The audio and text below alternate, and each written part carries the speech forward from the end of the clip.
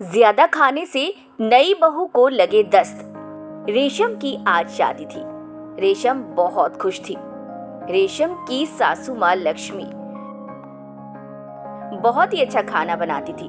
वो खाना बनाने का व्यवसाय किया करती थी। उनके पास घर में बहुत सारे ऑर्डर आया करते थे और रेशम को खाना खाने का बहुत शौक था। इसीलिए रेशम जानती थी कि लक्ष्मी के घर बहू बनकर जाने में उसके मजे ही मजे हैं, क्योंकि लक्ष्मी बहुत ही अच्छे अच्छे व्यंजन अपने बेटे दीपक को बनाकर खिलाती थी और दीपक इस बारे में रेशम को बताया करता था। रेशम खुशी खुशी अपनी माँ से बोलती है, माँ, ससुराल जाके तो देखना मेरे मजे ही मजे हैं। मैं तो खूब खाऊंगी और मुझे पता है मेरी सासू माँ बहुत अच्छा खाना बनाती है। दीपक मुझे बताते हैं इस बारे में माँ, इसीलिए मेरे मजे हैं। बस थोड़े दिन तुम मुझे बना के खिला दो। तभी रेशम की माँ बोलती है, अरे बेटा, मुझे पता है तेरी सासू माँ बहुत अच्छा खाना बनाती है, पर तुझे मेरे हाथ के खाने की याद नहीं आएगी। ओहो माँ, कैसी बात करी, आपके हाथ के खाने की भी याद आएगी। तभी तो मुझे चिंता थी कि अगर ससुराल में आपके जैसा टेस्टी खाना किसी ने मुझे नहीं खिलाया तो मेरा क्या होगा। मुझे आता है खाना बनाना, पर आपके जैसा कहाँ बना पाती हूँ मैं। इस बात पर रेशम की माँ को हंसी आ गई। चलो कोई बात नहीं, लक्ष्मी जी से तुम खाना बनाना भी सीख लेना।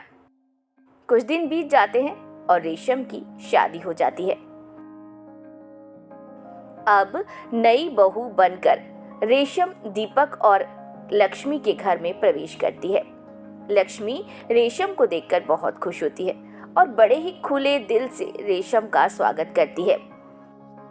शादी का घर था तो लक्ष्मी ने मेहमानों के लिए खूब सारे व्यंजन बना के रखे थे। अलग अलग तरह की मिठाइयाँ थी, नमकीन था, मठरी था और भी बहुत सारी चीजें थी।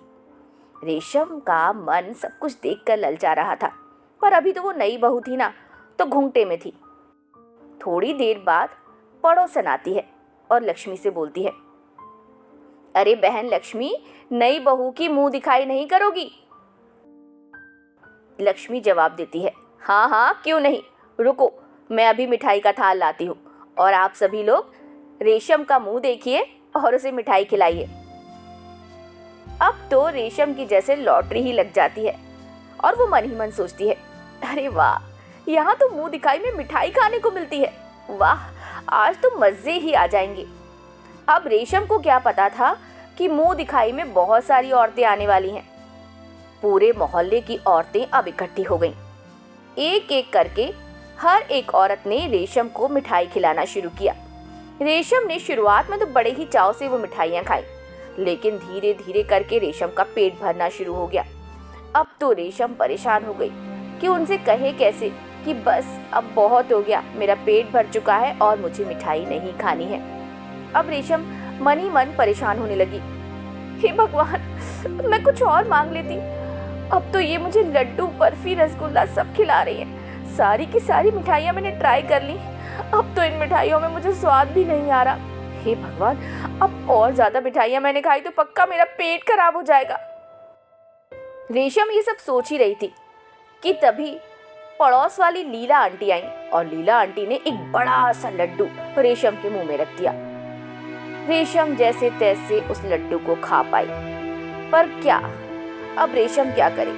बैठे बैठे रेशम के पेट में दर्द होने लगा।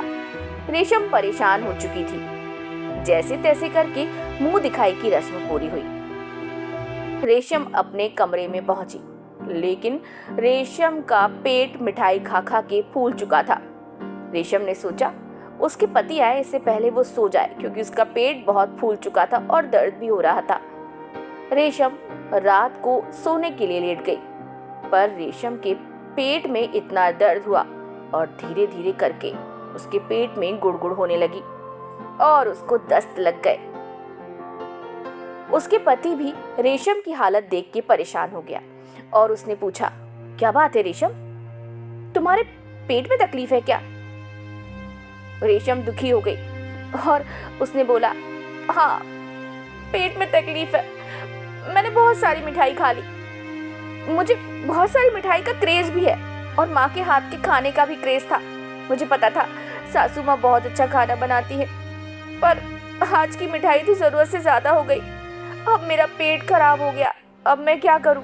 तभी दीपक अलमारी में से दवाई निकालता है और रेशम को देता है। ये लो, ये दवाई खाओ। अक्सर माँ के हाथ के खाने को खा के मेरा पेट भी ऐसा ही हो जाता है और मैं ये दवाई ले लेता हूँ, फिर मेरा पेट ठीक हो जाता है। तुम्हारा पेट भी ठीक हो जाएगा, तुम परेशान मत हो और कल तुम केवल खिचड़ी खाना, ठीक है?